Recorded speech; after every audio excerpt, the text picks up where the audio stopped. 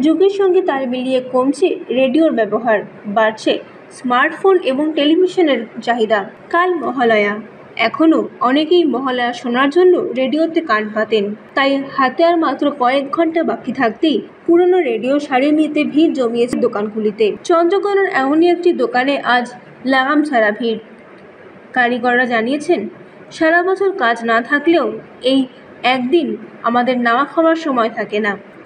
অন্যদিকে গ্রাহকরা জানিয়েছেন, সারা বছর রেডিওর ব্যবহার না হলেও মহালয়ার এই দিনটি রেডিও শোনা চাই।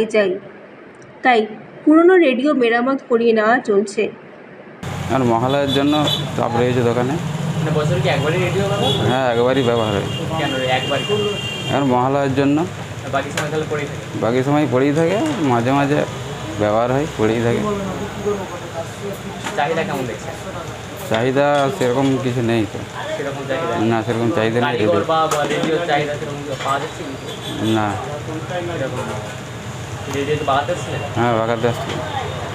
চন্দ্রকোনা থেকে প্রতিনিধির রিপোর্ট, ANM নিউজ। আরও খবরের আপডেট পেতে সাবস্ক্রাইব করুন আমাদের ইউটিউব চ্যানেলটি আর বেল আইকনে ক্লিক করুন নোটিফিকেশনস পেতে।